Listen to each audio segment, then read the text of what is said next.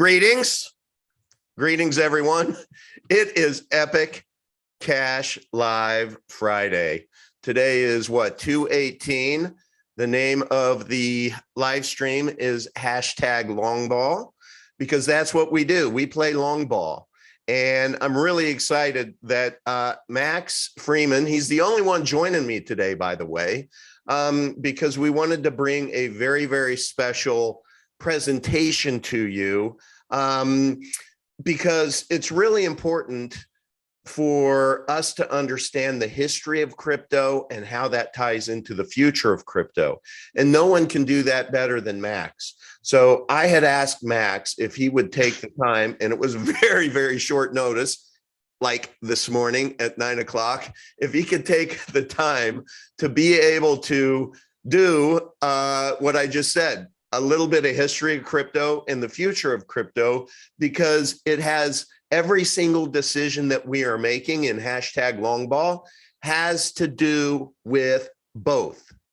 It is not like the history can be forgotten because we're just focused on the future. No, everything that has been done in crypto historically could come by in the ass if you didn't do it right.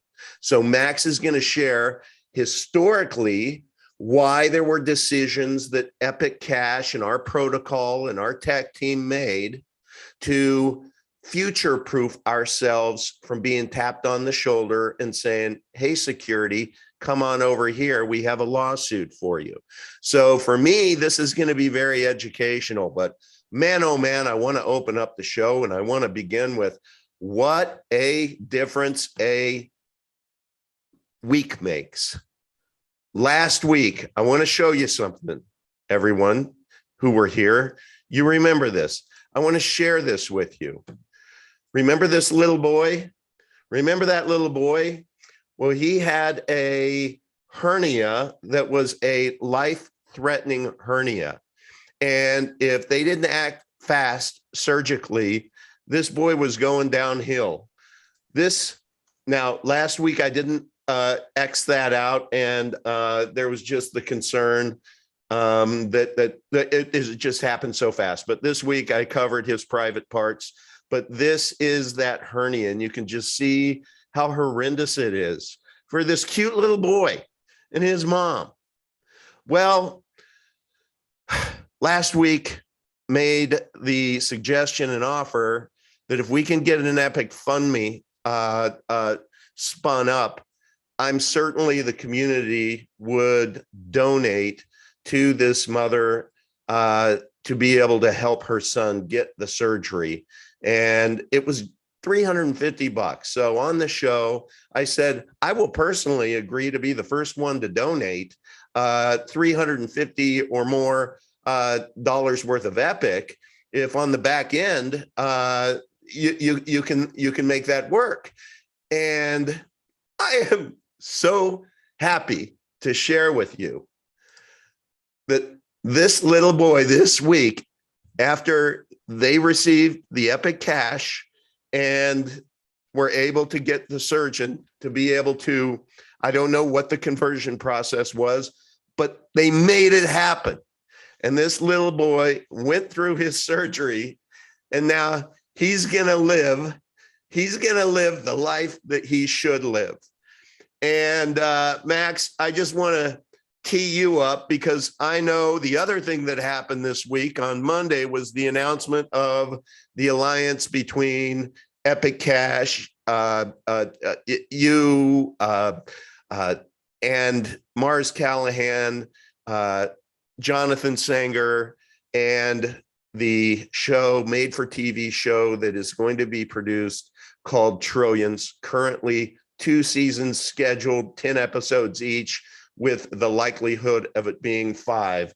And I know I just want to say a few words that I think this little boy and the Epic Cash community exemplifies is a baseline of the show Trillions, correct me if I'm wrong, is do well by doing good. Over to you, sir.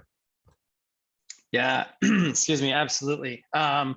So that's the beautiful thing about what we're doing, is that a coin is not just a speculative asset like today's Bitcoin Core, or a payment network with utility alone, like BTC used to be, less so today, now that you can have your bank account shut down if you use BTC to donate to a Canadian trucker. That's a thing in Ottawa, Canada today. So our tech protects against that. But really, you can think of it as a share in the Commonwealth. We've created this credible basis for neutrality, I like to call it, this neutral protocol that we all can go and do stuff off of. There's 4 mining pools and nobody gets a special advantage.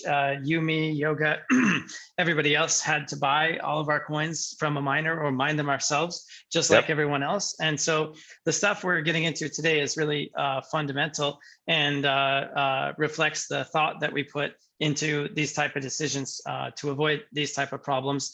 And so the do well by doing good comes down to network effects, because it's called Metcalfe's law, where if you double the number of connections that you can make within the network, the number of people you could call in a cell phone scheme, let's say, then you actually increase the value of that network by 4 times. It goes up exponentially versus the number of connections.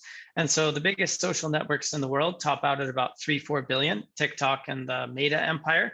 But it's difficult to get all of them. The internet reaches pretty much all of us. There's some places that we can get with Epic at physical money, or with physical money, coins and banknotes made of polymer, that we can reach non-internet places. So the total addressable market of Epic as a social network, and the network effects and valuation of what could be done with that network that can function in this certain kind of way, is the total imagination of all the people alive. So 7-8 billion today, whatever that is in the future, that's a lot.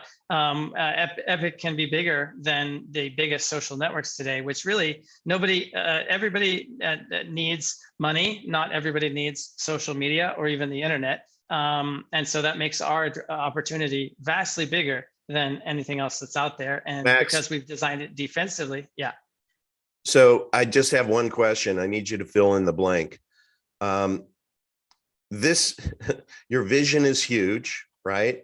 There's a lot of moving parts. I'll just say a sentence and you complete it. The only thing standing between us, and let's just call it Epicenter, and success is blank.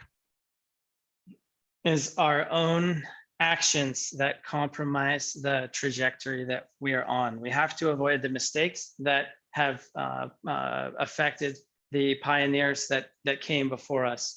The early waves of soldiers are lying dead on the battlefield, and we need to take note of what happened to them and not repeat the same mistakes. Well, I think that's a perfect tee up then for your presentation. And everyone, I just want to let you know, Max and I talked from 9 to 9:30 this morning, and this was hatched.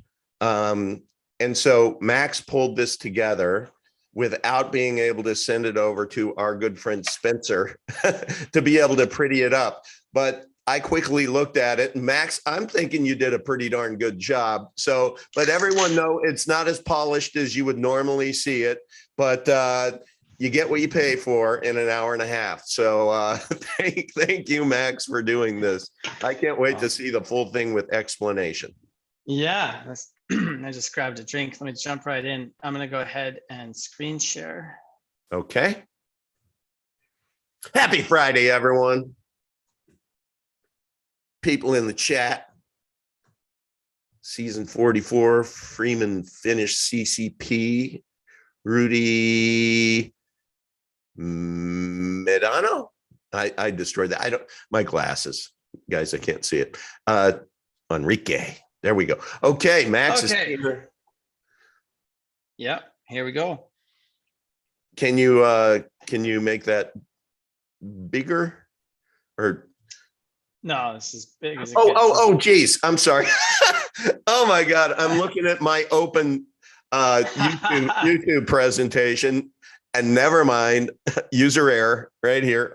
Uncle user error. All right, so what did we not do?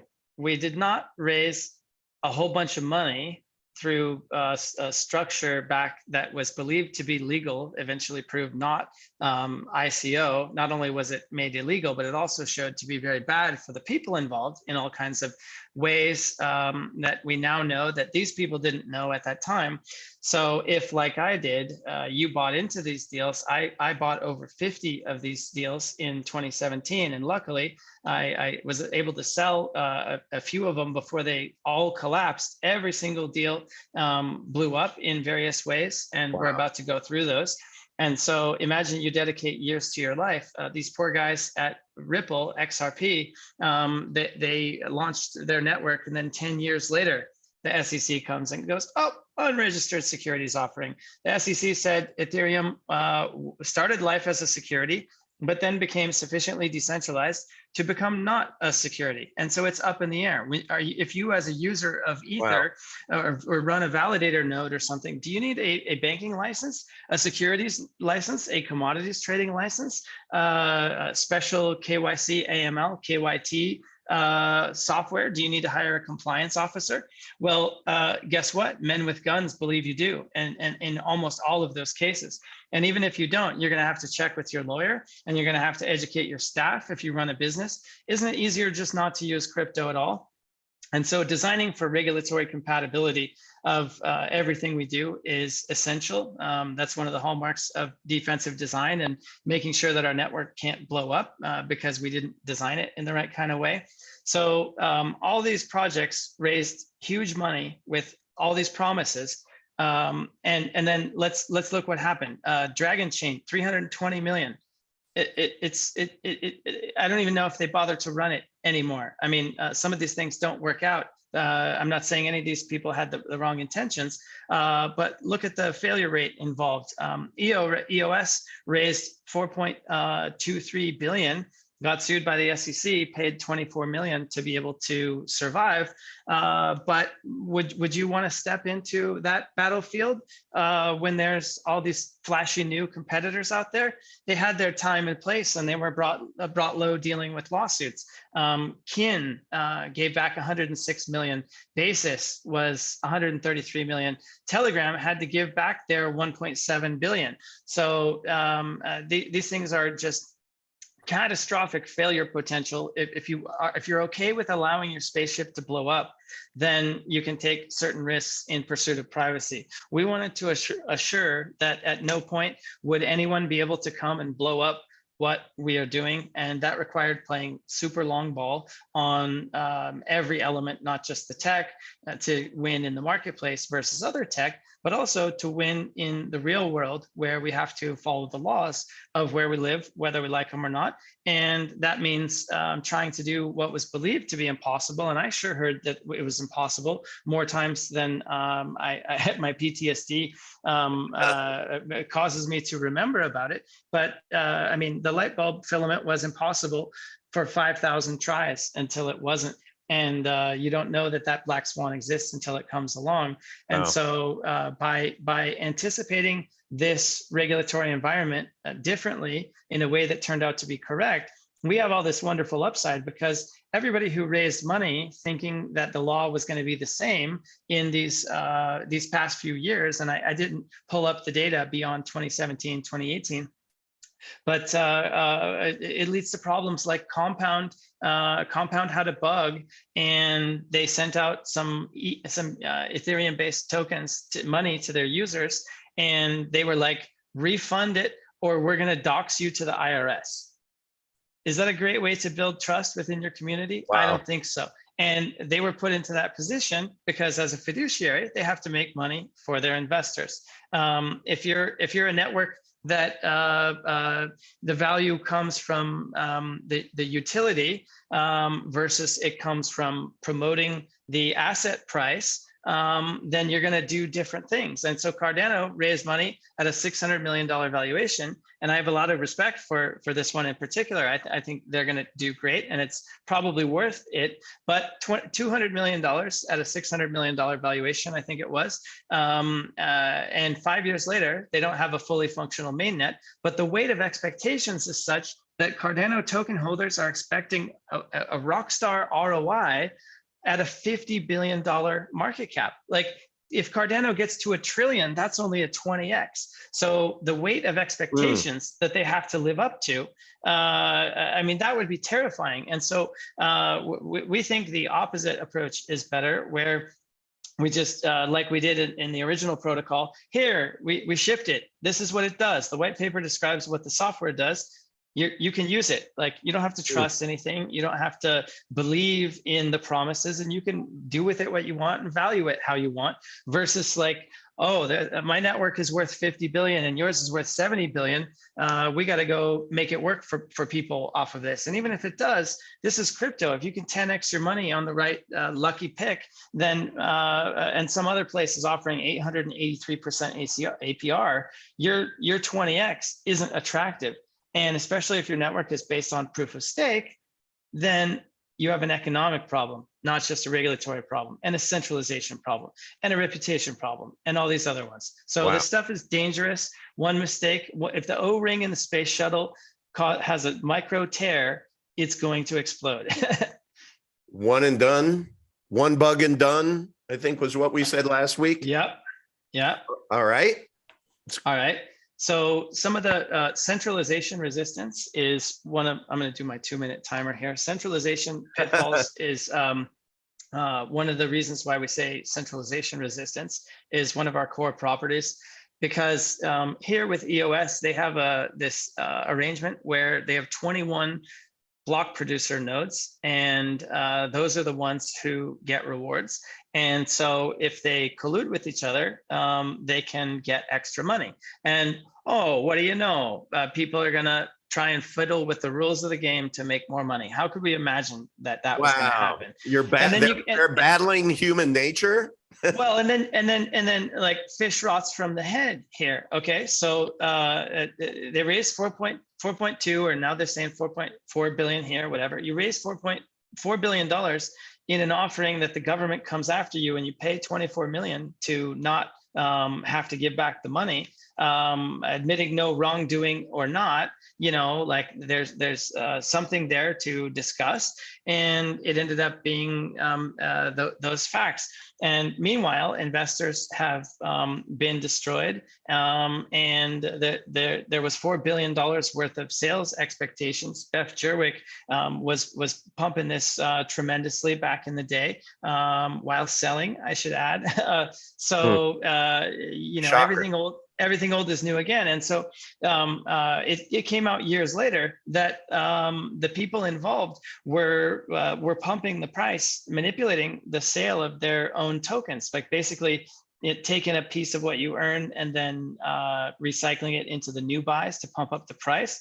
I don't know what the technical term for that is, but just like where there's smoke, there's fire, and I don't need to be able to define pornography to know it when I see it.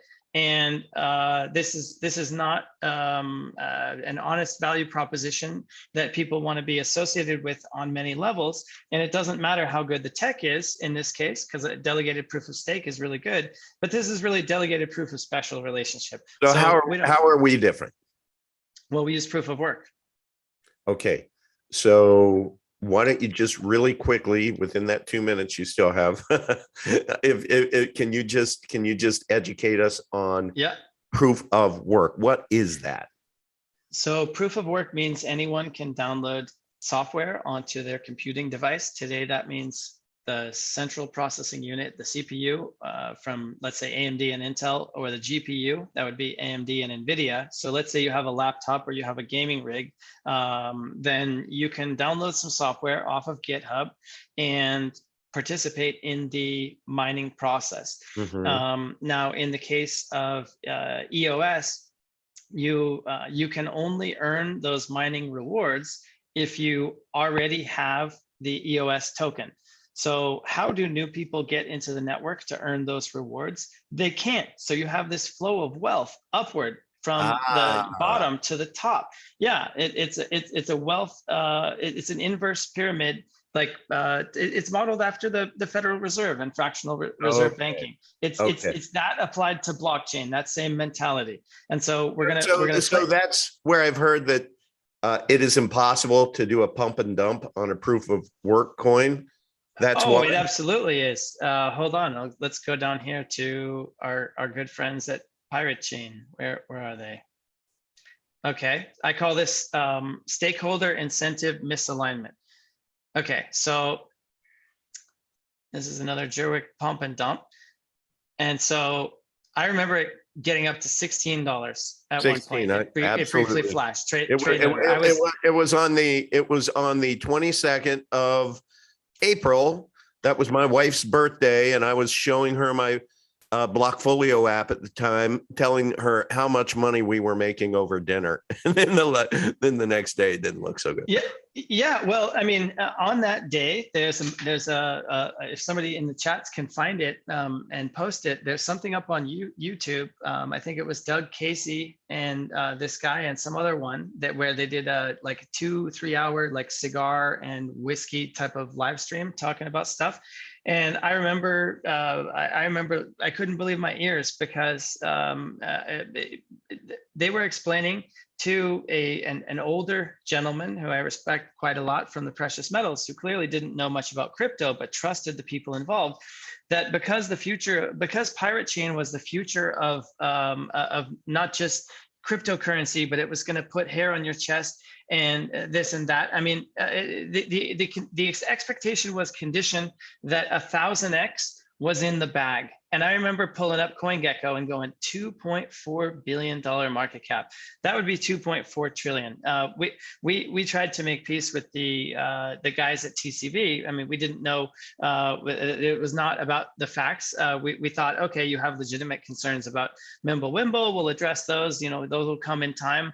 And in the meanwhile, we said, okay, you're doing this in Acapulco conference. That's how we found the orphanage out there. Shout out to Dan Sessom there on the ground. He's doing an epic trash pickup inspired by this, lemons into lemonade. So thank you guys for that. But yeah, we agreed to show some love like we did to Mustafa, or for Mustafa with the little boy, for something like that there. And that was intended as a gesture of warmth and reconciliation to those guys. And I personally had a bit of a falling out with one of their guys because I said, look, his name was Gregory, Free Simple on Telegram. So if any of these circles overlap, that's the guy.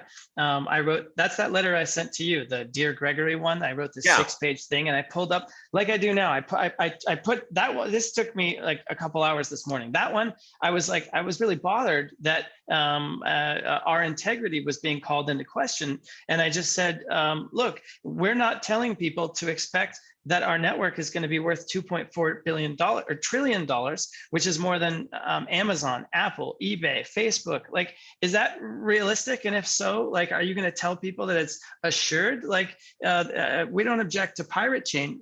We object to the promotion of it because this is not how you succeed in this industry. And I showed a half a dozen examples of where I personally had lost money because I believed those type of people in my life, and I lost money. And I said, you shouldn't do this to these people who are placing their trust in you. And so so on that day it was $16, and since then it has gone down under $1. And without the artificial support of the people pulling the strings in the background, there is no transactional utility or ongoing demand. So what value is there to store, and how private can it be if you're one of 7 guys that use it? I mean, seriously, come on. You know, I think the pirate guys are well-intentioned, and it hurts to see people get hurt from stuff like this. So the reason that that Pirate Chain was able to be pumped was because they front-loaded the emissions. So we compressed the 19 years of Bitcoin Core emissions are compressed into 9 years of Epic, and we were really concerned that that was too fast. Those guys compressed it into the first year. So they mined all these coins that you can only have with specialty ASICs. So you can't even get in through the mining unless you happen to have that.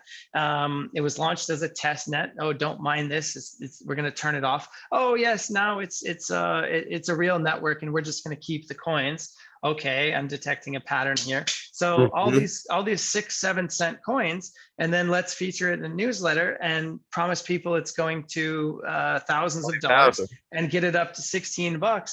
I'm sorry, Pirate's never coming back. And if it does in dollar terms, it's not in BTC terms, because Monero has lost value every single year for the past 5 against BTC.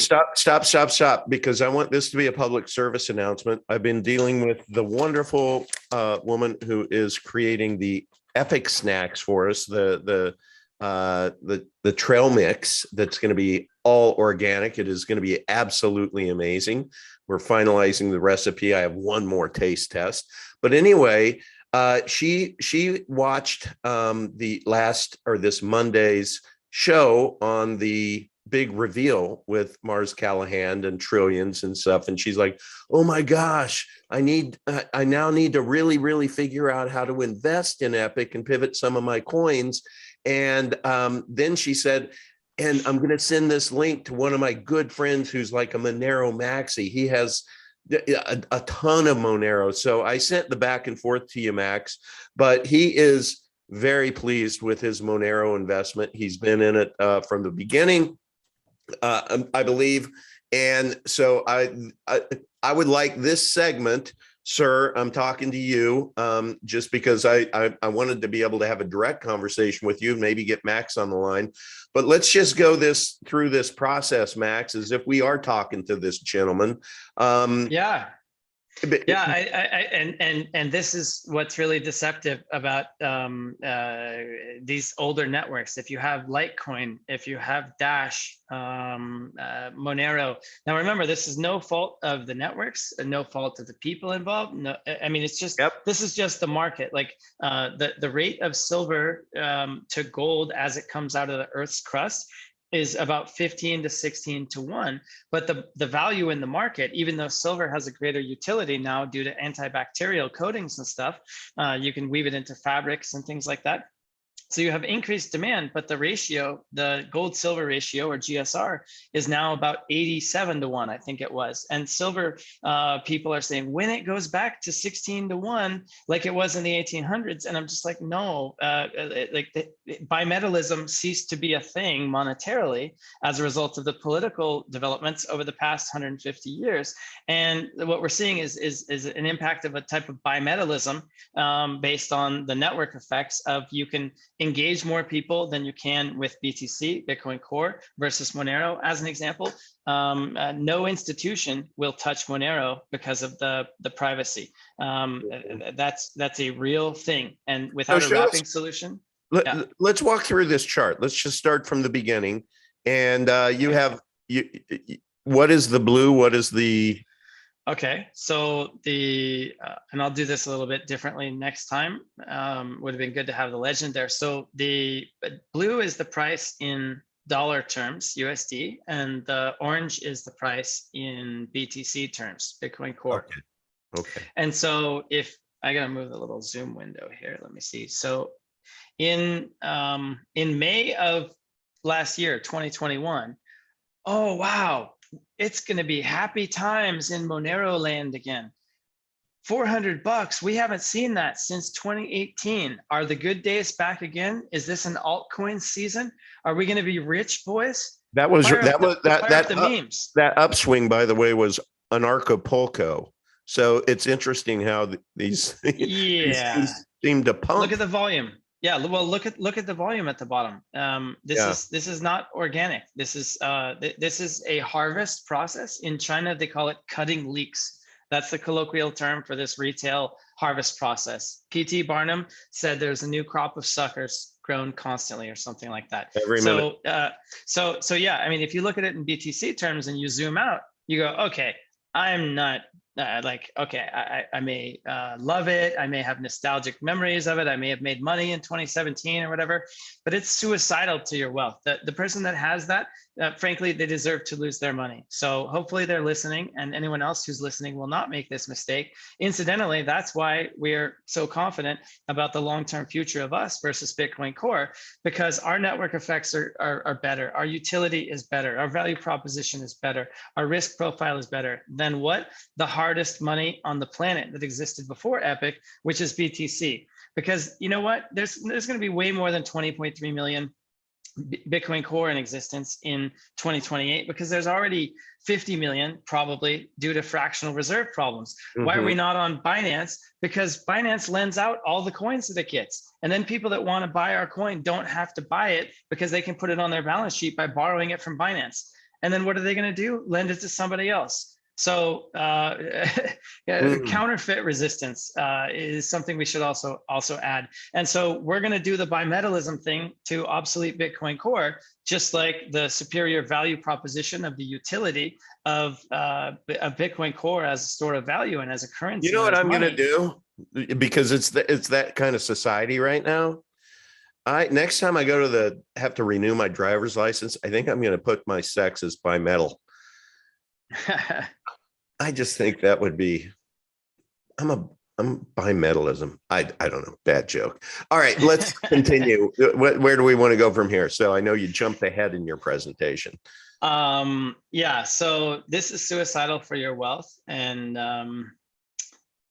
let's see, we got a lot to go through. So I probably should be a little bit less loquacious. All right. Where were we? You loquacious? Come on. 2 minutes. Johnny, if you're listening, the only person that hey, I know what I can do. If you're getting close, I can just kind of go like that. Yeah, do it. Yeah, because I'm watching the screen, not my little timer. Yeah. Okay, yeah, just ding me, and then I'll train. When I'm thinking it's about time to move on, just yeah. We got 21 to get through. Ideally. All right. Okay. So Tezos, I bought the Tezos ICO, another one of those expensive learning lessons, and ended up doing okay, but the capital was tied up and would have been better other places, kind of things. $262 million raised. That's a lot of money. What do you know? The lawyers involved running the foundations and stuff like this. If there's an excuse to sue, you will get sued when there's a lot of money involved. And that happened to Tezos, that happened to Cardano, that happened to Ethereum. I have a hard time thinking of a deal that did not meet with a legal challenge. My conclusion is that you're taking an extreme risk, and it better be worth it, and you better be okay. Like, we didn't raise any money for anything except, EMPL, because EMPL through a SAF to institutional investors is absolutely within the white lines of thousands of deals based on extremely safe territory. So if anyone is going to sue, it's going to be really hard, because it's definitely over the top buttoned up, but that's not possible on layer 1 protocols if you take any of these kind of risks. So my takeaway is that this is super important to the long-term survival, and what has happened over these past few years is indicative of the risk that can happen, because Tezos is now making use of their wonderful platform that they built after years of fighting rearguard actions. And how much better could they have done if they didn't have to deal with this type of nonsense? Sued for securities fraud and class action. These guys in California, Maker is a DAO, one of the very first DAOs, and they registered a Dutch foundation for some business purpose within their structure. I don't know. And this outfit in California has a cookie cutter lawsuit gig where they filed the same one 30 times against token projects where they had a drop in the market.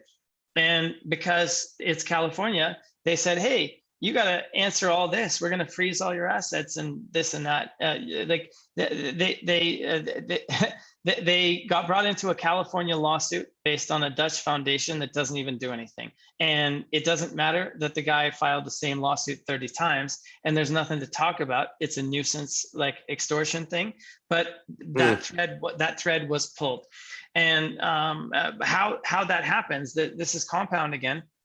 So if you're a fiduciary for the investors who backed the creation of the compound protocol, then there's a difference in interest between the corporation and the token holders, and that can lead to friction. So they had a bug that led to free money for their users, and threatened to dox and report their users to the IRS so that they would give the money back.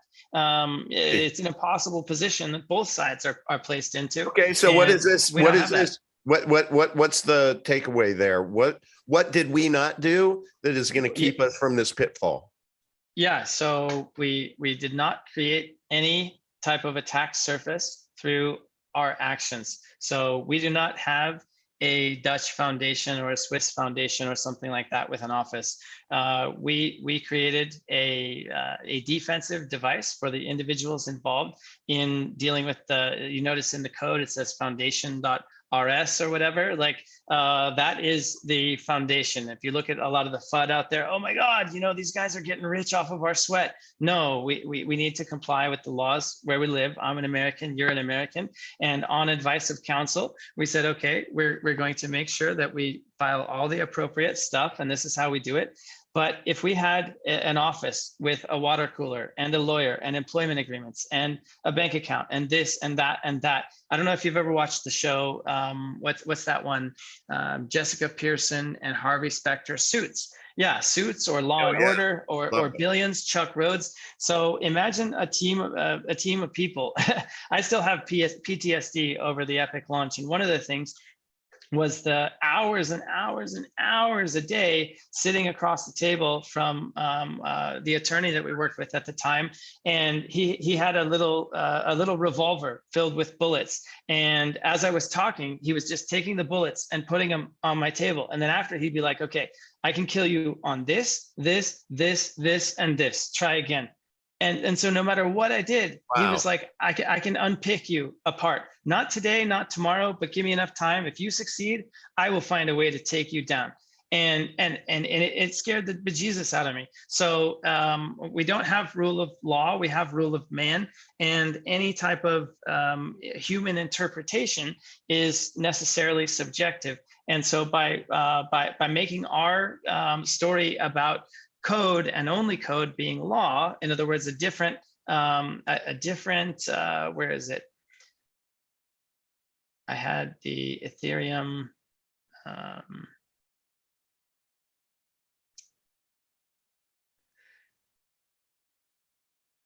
oh, maybe another one. Okay, so I had the if I had more time, I would have put the Ethereum we talked about this, the Ethereum, what's it called? Let me go back to the slide here.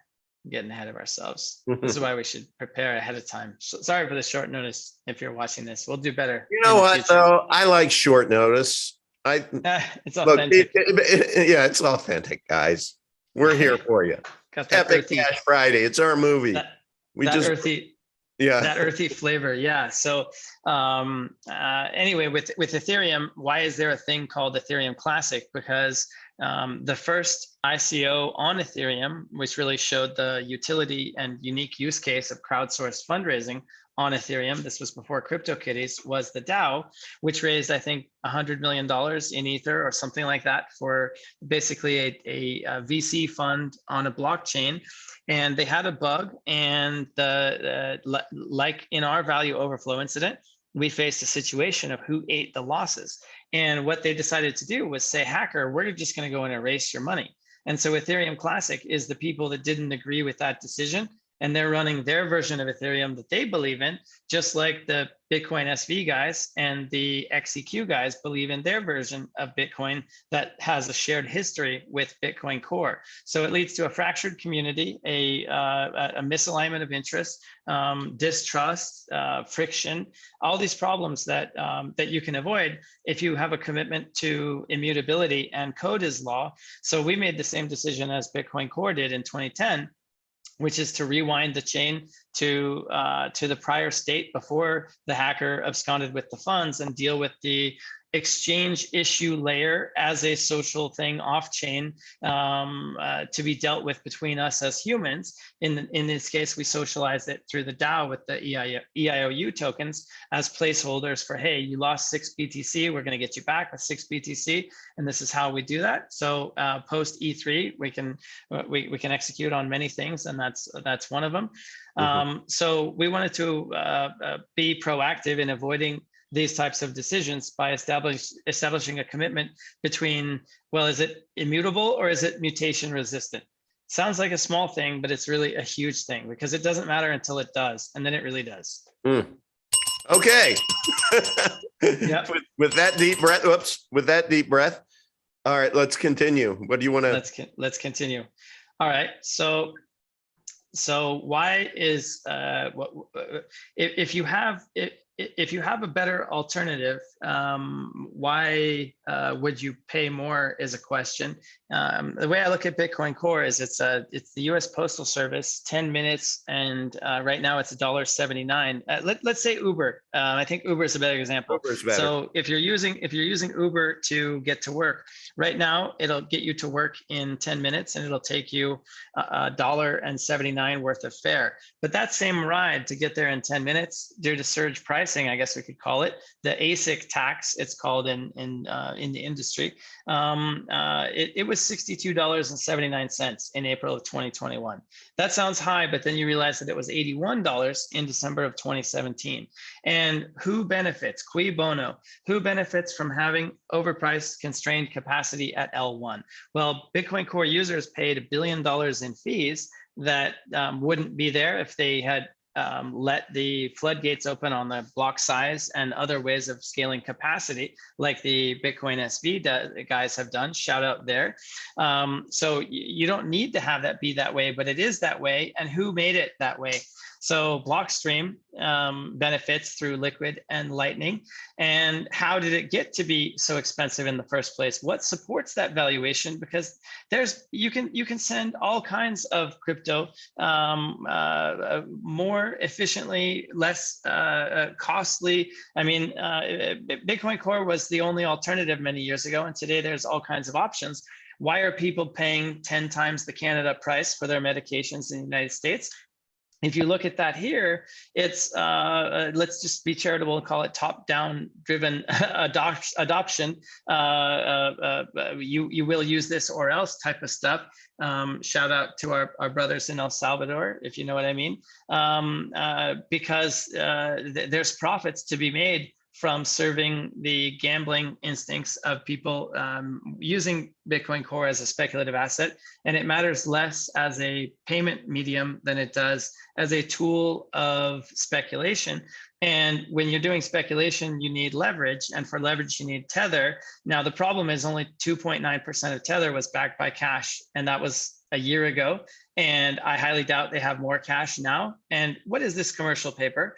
Let's talk about the backing of that. So we talk a lot about EUSD. In fact, we posted the first version of the vision paper. It was called EUSD. And in order to do that, we need to have a fungible confidential store of value component, and we'll call that Epic. In this case, EUSD chicken came before the Epic egg, because we realized we needed that type of collateral to make sure that it could solve the problem for when Tether can't keep up the charade anymore. I mean, Circle is under active lawsuit from the SEC. Circle from Coinbase and Goldman Sachs is at war with the SEC.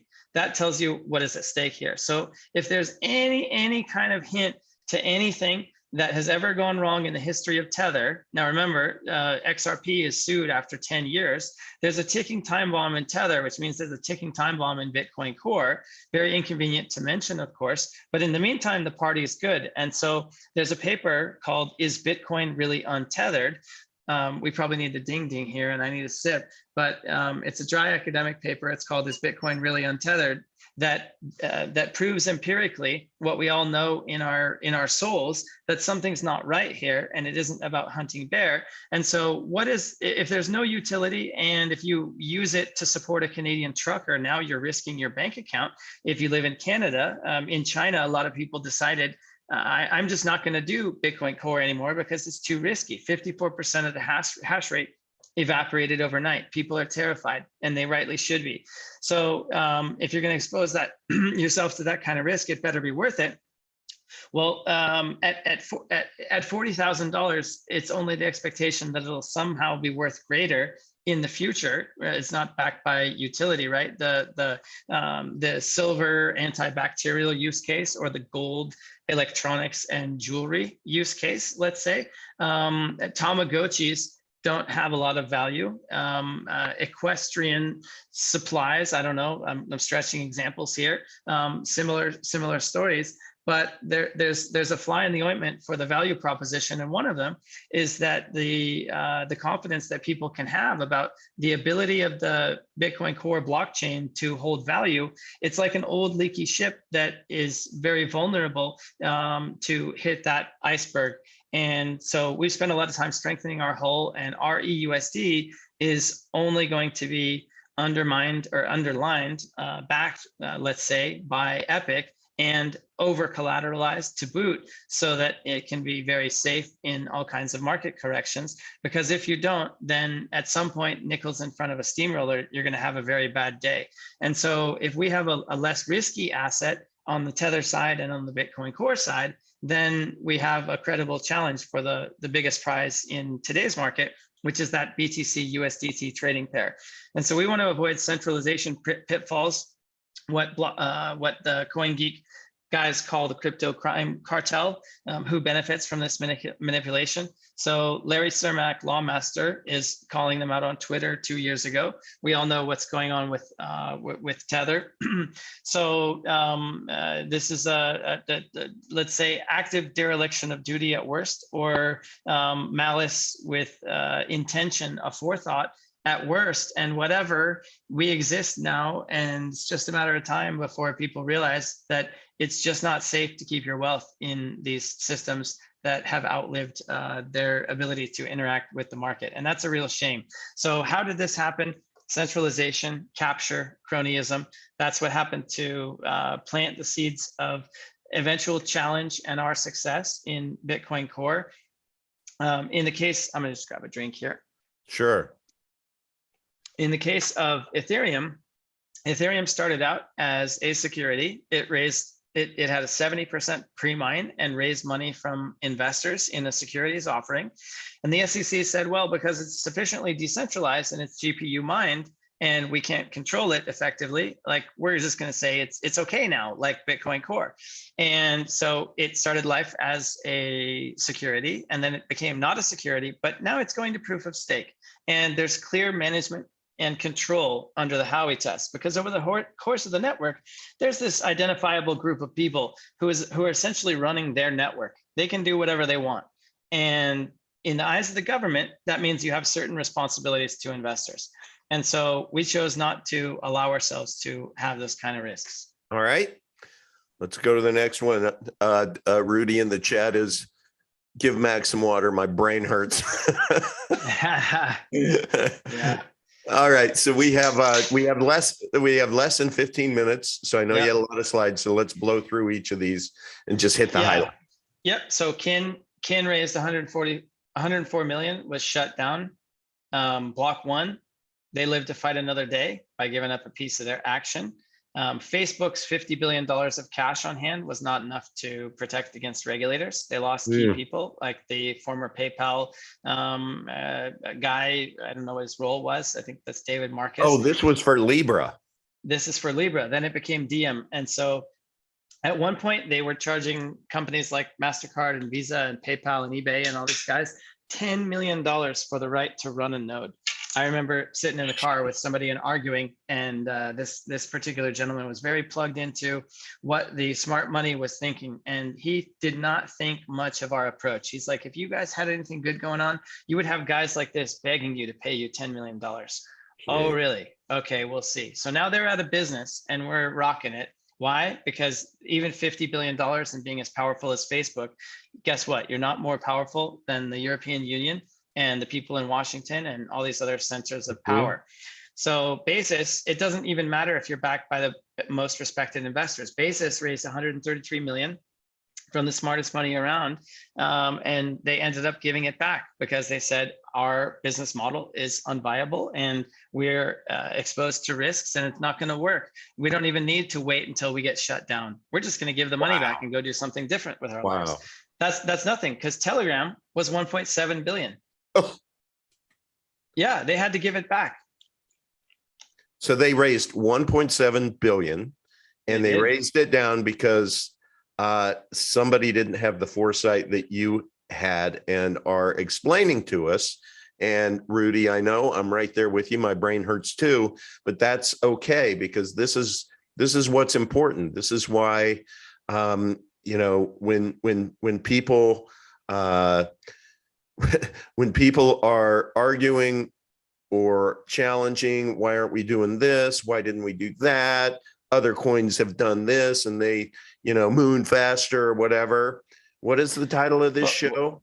Hashtag long ball. Yeah, and a lot of times it looks great in the beginning. So Chia came out and they have proof of space-time. We're using that in one of our upcoming networks.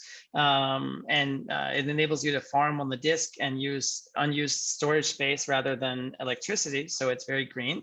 And it had a lot of promise. And based on that, it was pumped to the moon, $1,500 on tremendous volume. And I think the people behind that, and it's a shame because they are very well-intentioned, and I have a lot of respect for so much of what they did, but it's a shame that now the people that bought into that vision, that were so excited to spend $99 million of trading volume on that day, are now facing a 95% loss, something like that, 90. I mean, and in BTC terms, we know this is bimetallism, that thing's never coming back. So you don't have a lot of good options there because of the imbalance of stakeholder interests over time between people in the boat early versus people in the boat late. And so we put a lot of time into our emission curve, not just of Epic, but of all these other ones, to make sure that we're not unfairly advantaging or disadvantaging people that come into the boat at different times. For a store of value, Epic needs to be front loaded as far as rewards to early adopters. But for something like the Canary network, it's a little bit different. We need linear emission that always has a higher rate of inflation and unlimited supply, but that is what keeps the network secure no matter what. So again, by having different protocols, we get the flexibility to do different things where Ethereum has to do a lot of things on its network that Epic doesn't have to do, because Epic is just a pure currency. Chia has to do a lot of things that we don't have to do. Yeah. So I'm looking at here and I'm seeing stakeholder incentive misalignment, and then I'm seeing pump and dump is irresistible. People have heard me say it on the show before, but you cannot fight human nature. Human nature at bottom, for most of us folks, let's just say, is to take care of numero uno. And some of these deals that people have crafted, when you're an insider and you know that if you move this lever, that it is going to be, you're going to do very, very well, even though, yeah, at the expense of the future investors, but you know, that's human nature. So when you have your stakeholders, when their human nature is misaligned with the investment community, those who follow, you're going to have a pump and dump. It's just, and how many of those have you seen in your, they say there's 16,500 crypto assets. I wonder what percentage of those have ended up just being pump and dumps. Oh, I mean, there's out of everything that exists today, there won't be 100 that even exist in 5 years. I mean, it will be that antibacterial spray type of apocalyptic. If you have any of these design risks, I mean, maybe there's some niche use case. I think core protocols will be probably two Okay, dozen or Max, less. Max, I'm laying this down. I want to do a show with you, and not too soon. I want us to really think through this, and we'll get Spencer to walk through the slides, and maybe I'll be the one that hits the next page.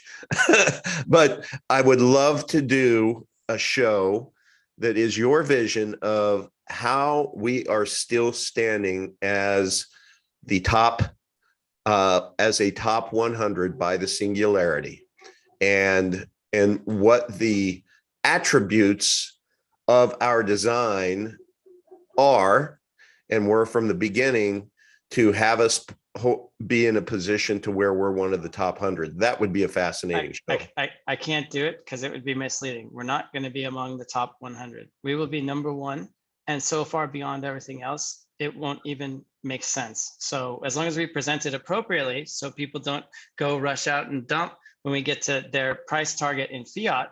I mean, if you play the game wrong, you're going to lose value, because Monero that person has kind of shot himself in the foot by not understanding what was happening here. And so it's like that Babe Ruth meme. When he pointed to the wall, it would have been egg on his face if he didn't knock it out, but he did. And that's what made him a legend. We've been very consistent, saying from when we were under a penny that Bitcoin Core may get to 100K first, but we're probably going to get to 1 million first. And now, because they're running into Steam, we may even get that level faster than they do, because we have the greater potential. What underlines a value of $1 million a coin for BTC? Only a scenario where a loaf of bread is however much. I mean, you're talking about wheelbarrows full of money and children playing in dumpsters full of currency like Venezuela. Otherwise, it just doesn't make sense. And even if it is, what have you had in terms of purchasing power? And so if you have even a single coin today, I mean, that is enough for, I mean, a single coin of the prior version of what Epic is, that's not even as concentrated, is $40,000. And what can a single Epic be? And so it's really important to evaluate your personal goals and your time horizon in these things. And I think a key takeaway that people should expect is that we're never going to make any compromises on our commitment to high assurance and safety and doing things right to make sure that we're a survivor. Because as we said in the beginning, the only thing that can cause us to not be number one is if we make some bonehead moves in the meantime. And just to wrap it up, I wanted to take it off the screen, but we get accused of censorship whenever we quote, take away anybody's right to speak, malcontents and trolls and so forth. As we get bigger, we're taking some of that type of stuff, and it's prompting some soul searching in the DAO governance group and iron sharpens iron and places like that. And so what happens if you don't solve this? How did the best tech in the market get to be there? Well, I don't know about you, but I don't want to hear about this type of stuff if I want to learn about privacy crypto. If there's any other alternative in the market, unless I like this kind of culture, I'm not going to be attracted to that. And so again, bimetallism, that's a problem. And particularly that this thing is worth 134 times what we are, that's a challenge. So anyway, I'll wrap it there. Go ahead and go back to that, because I think it's important to be. So what are you saying when you're showing this? I'm reading a lot of stuff that's pretty disturbing, but tell us what this is. Okay, so the main Monero group decided to impose standards of moderation against certain things, and a splinter group formed that, as you can see, has quite a lot of traction. I mean, that's almost as big as a lot of our groups, 712 and 136 online. I just pulled this today. I used to keep close tabs on what was going on in that world, and I had to exit it. It's like 4chan. I mean, I can't rot my brain with that type of stuff. So I want to learn about Monero, but I can't, because it hurts my eyes to see this type of stuff. I don't want to hear about Jew coins and semen breath and stuff like that. Like, come on, I graduated high school many years ago. And so the decision to not allow this type of stuff in another group led to a splinter group where they have different standards of behavior. And that in the Monero case, I don't know too much about the present state, but that censorship of these type of things was used to silence certain voices that they didn't agree on other issues. And it's like, this Andrew Nevesque is a piece of work. Well, that's one of the guys that got banned from our place. You remember him? No. Yeah. These are the guys that come in and cause problems for us. When you see us dealing with trolls, this is who they are. Hey, and this last week I dealt with a troll, and I'm just telling everybody that that it's just behavior where you're abusive to others verbally is just not going to be tolerated. I don't. Here it is. It's really simple. There's a thing called DM. You can direct message people if you're having an issue, or if there's a really, really bad issue, instead of airing it out within the primary community, we have other communities, one iron sharpens iron, where we invite people to go to and we duke it out, man. Everything is fair game there. We can talk, cuss and discuss, if you will.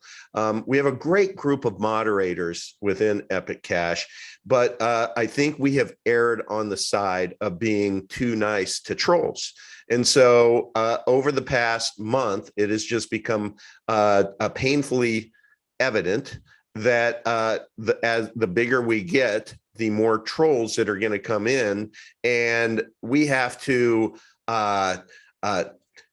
cull the trolls. And it's because they're not there for the right reasons. And it becomes, again, evident. We're not stupid, folks. We know if you come in and you have an agenda based upon the questions you ask or you don't ask, or if you're asking a question that requires a huge explanation and then you're like, no, I want it to be yes or no. You tell me no. Well, you can't answer it as a yes or no, Marcus. Well, I'm putting it down as a no then in my documentary hit piece on cryptocurrency. Well, after a while, when you have enough smart people like Black Tiger and Yoga and come in and try to answer your 5 questions, and you keep saying, well, I'm putting it down as a no. I don't think we should get too into this out of respect for our viewers, but I was out of pocket for 2 days and caught up to that, and then discovered that you guys had engaged him. And I said, I threw up a Google Doc and said, here, you want yes or no answers to all these. I gave him those, but you're damned if you do and damned if you don't. At what point did you stop beating your wife? And so by giving a yes or no answer to things that don't have that kind of answer, it opens us to, well, you said it was no, but it's really like kind of yes over here in this gray area, and now you're a liar. You're set up to fail by those questions, and so that's the point. If a hit piece is going to be created, that is fine, but we did our best, and anyone, it's not. Bad things can happen and you encounter people like that, but it's how you handle them, and people see how we handle them. What's our culture of dealing with that type of stuff? And in Monero, the answer is I have the power to ban you, and I'm going to use that. And you can talk about these things and not these things. And so you have this other culture over here where they use that same power, but in service of their agenda, and a split of forces where they're divided against each other into different camps on these issues that are really incidental, whatever they are, to the greater mission at hand that brought them together into Monero in the first place. And so it's really, really distracting. And so we're going to stay on point and keep it positive. Amen. About the stuff that we're doing great, because everything is rocking. And by the way, I want to let people know that the reason why this show came about today is I had learned that in Max's first conversation that he had with Mark Callahan, it was a lunch that was extended to the rest of the day, which was extended to part of the next day.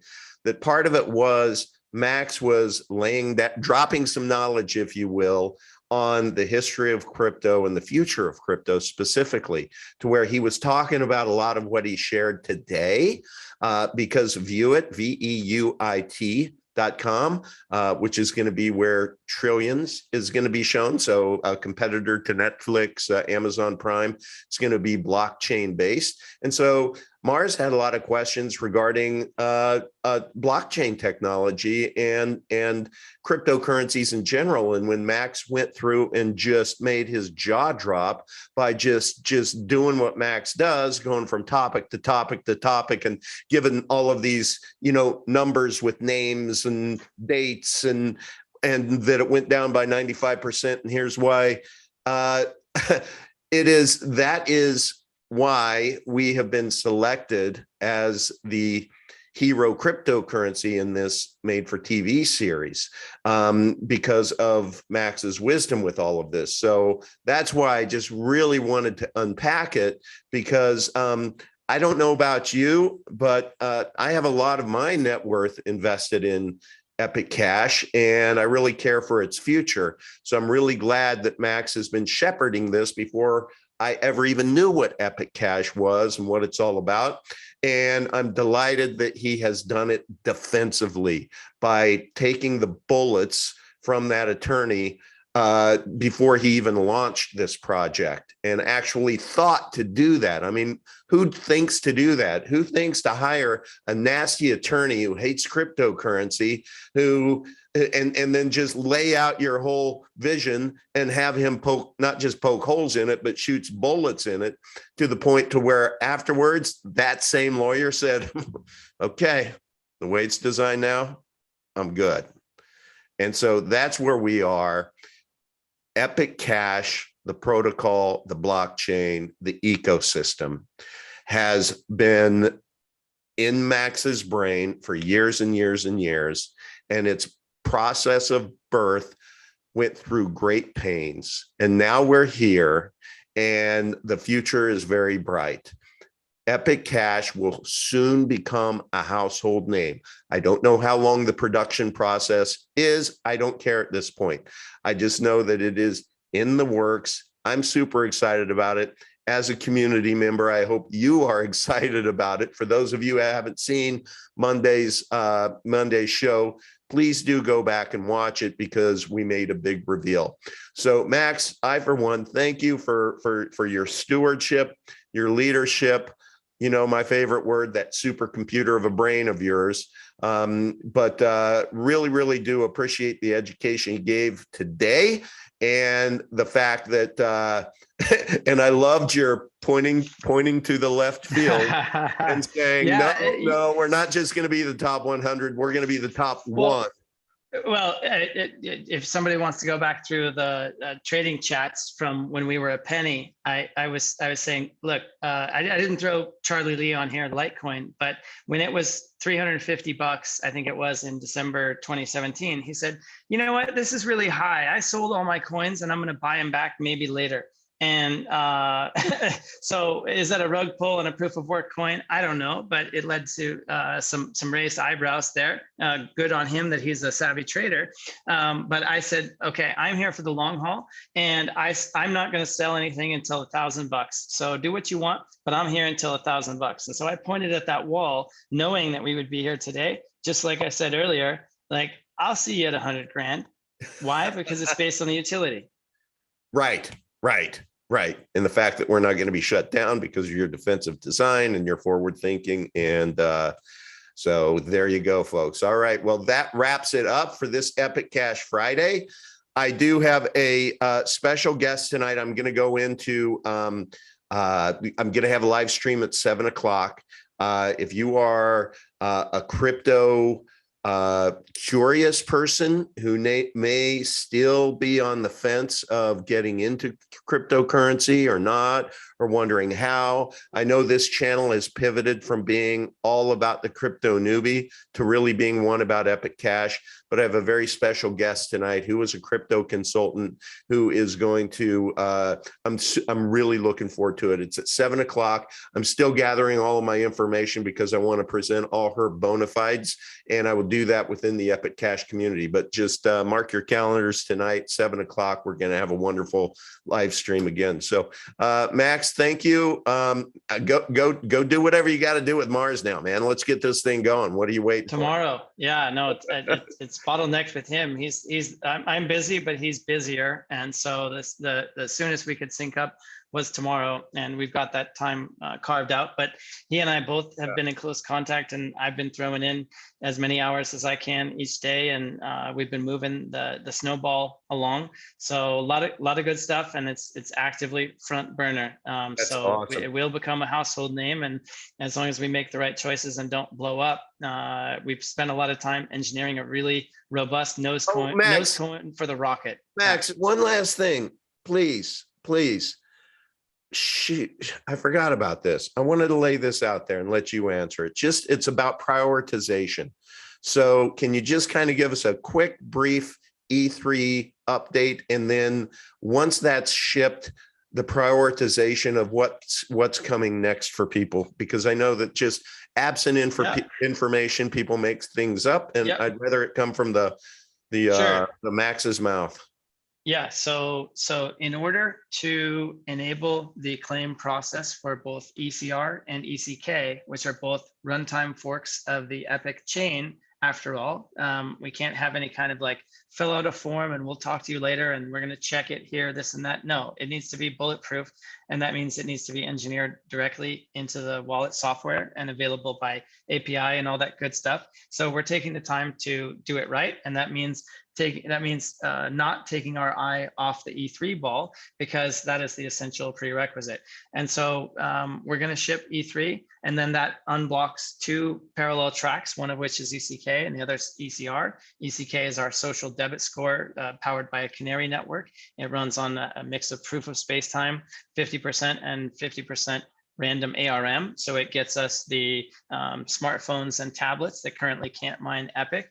Also some other interesting changes there. So it's not just an asset for speculation or a money grab, another adjacent opportunity to Epic. No, we have this function, and after careful consideration, we decided to structure the economics vis-a-vis stakeholders in a very particular set of ways.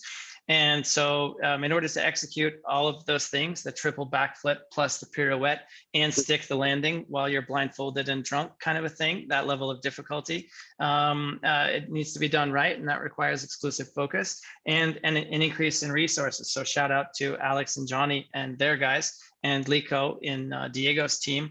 There's more people than ever involved on all of our tracks. And as we grow, the more we do, the more we can do. Because we're building things right, everything we do builds on each other.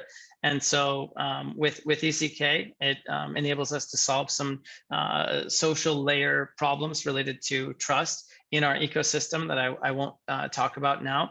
And once we release E3, then that unblocks those parallel tracks, both related to the same source on ECR and ECK, and they take on an independent destiny and existence from Epic, so that they remain uncoupled in terms of creating any vulnerabilities between them. Which is, of course, very important. The key takeaway is E3 gets shipped, and then first in line from a priority standpoint is the claim process for ECR and ECK. I just want that. There's 2. Yeah, so that would be one track, and then there's another track that doesn't relate to that, which is the mobile wallet. So mobile wallet and both of those can be knocked out, and there isn't much overlap between the people needed to do those things, so they can all be done in parallel. And there's others like that I will decline to mention, because the reason we're hearing about this stuff today is because we chose to talk about what was coming rather than what was done. And we didn't do that with the original Epic protocol. We built it, we shipped it, and then people could use it. And so we kind of faced this decision of, well, we'd be doing people a disservice by not telling them about it. What is the greater danger in showing a little skirt and allowing the expectation to get created, knowing that these things are necessarily iffy? I mean, proof of stake in Ethereum has been pushed back 4 times over the past 3 years. Bitcoin Core Lightning was promised to be ubiquitous and the future of money all the way back as 2019, and it still doesn't even run. And so on balance, we ended up saying, probably would have been better to keep that under wraps for later so people don't get too excited. And so we're not talking about all the other things that get unblocked as we go. But for me, the key takeaway is that based on how we're designing our operations, the behind the scenes stuff that people don't see unless it goes wrong, in which case they have to go check the help desk or have a bad user experience, your story about the coffee machine. So doing it right means that it's going to be smoother to go from E3 to E4 to E5 to E6 and beyond. And all of those we are going to be able to map out with increasing confidence, because as we get that muscle memory as a fast growing organization that can handle these things and not become centralized and not become fractured and with friction and all this stuff.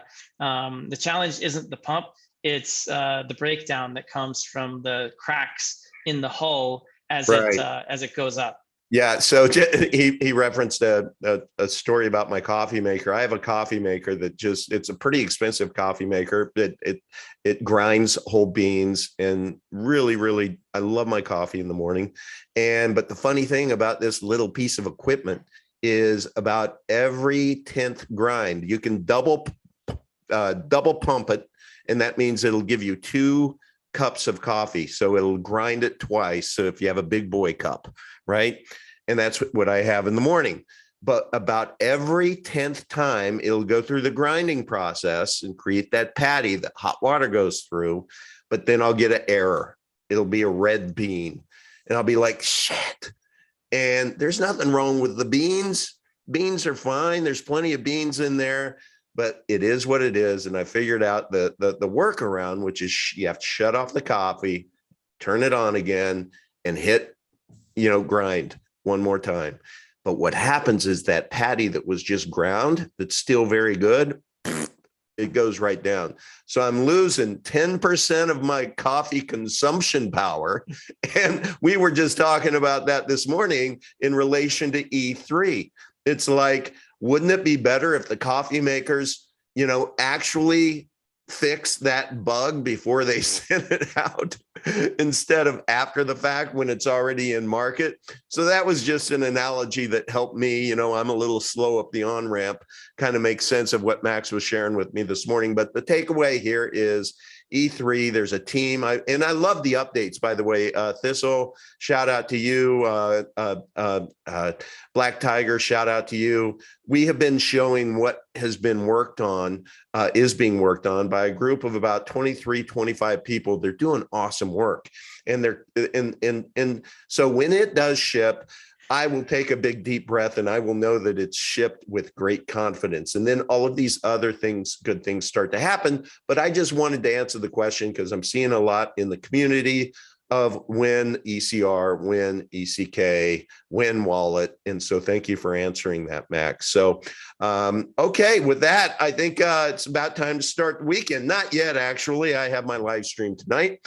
But please. Can I just mention one last final point? Sure, you can. I think after my personal journey thus far has been almost 4 years with this. It's hard to imagine, but certainly since the launch of Epic over 2 years ago, I think we've earned the right of a little respect that since we have done everything that we said we were going to do in the past, and we've never done anything that we said we were not going to do, why all of a sudden now would we change our minds on things like ECR and ECK? Is it worth undermining our credibility and ruining our chance to build out this wonderful ecosystem by compromising the trust today? No, that doesn't make any sense. And so consider the source, whatever the motivations for having a lack of belief in us. Frankly, it's disrespectful, and please take it elsewhere, because we are executing way better than others out there with a lot less resources, and it's only getting better from here. So please, enough with the ankle biting and troll stuff, and leave us to work if you want us to succeed. I started the show with hashtag long ball, it being titled, and I would ask anybody else who has a brain to consider another hashtag what would you do? So if you were responsible for hitting the publish button on E3 and you knew that it hasn't been thoroughly kid tested, Todd approved, what would you do? Would you go ahead and release it? And that's really where the conversation came around between Max and me, is that single decision can be the difference between, oh, great, we hit $31 by March 31st. That's awesome. But because we pushed too soon and there was an error that we were affected by 3 years later, it totally created our chance to be able to be at $100,000 by the singularity in June of 2028. So which would you rather be from a long-term standpoint? So hashtag what would you do? Just do your own soul searching and ask and look yourself in the mirror and ask that question. And I hope the answer is no, I would rather do it right than to rush. So because why? Because one bug and done. And so keep going, E3 testers. Love you all. I know you're working your butts off, and it's coming soon. And when it does, then man, let the games begin. Okay, Max, unless there's anything else, let's wish everyone in the chat happy weekend. And I hope you come back, keep coming back, and we'll see you certainly next Friday at this point in time. Max? Thank you, sir. See you next time. All Thanks, right. everybody. See you, everyone. Cheers.